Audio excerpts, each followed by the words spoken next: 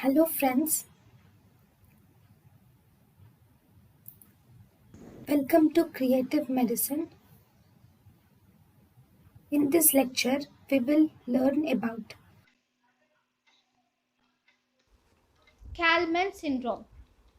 Kallman syndrome is a defect in neuronal migration of gonadotropin releasing hormone. In Kallman syndrome, the most common inheritance pattern is X linked recessive inheritance. Here in Kallman syndrome, there is a defect in gene called as Cal1. Cal1 is located on short arm of X chromosome and it codes for anosmin 1.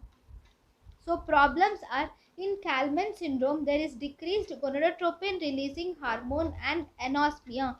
So as a result there is decreased luteinizing hormone and decreased follicle stimulating hormone.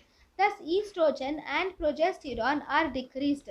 Thus if estrogen and progesterone are decreased then the patient presents with infertility, there is delayed puberty.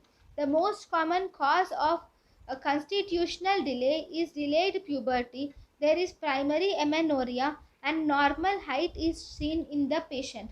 In Kalman syndrome, puberty hair is present because of the production of testosterone by the adrenal gland.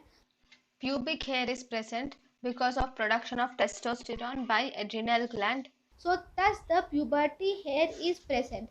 In constitutional delay, adrenarche is also delayed.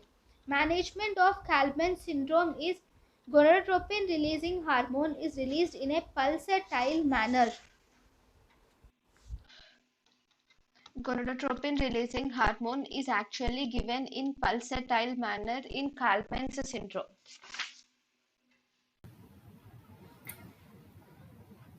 thank you and thank you for watching.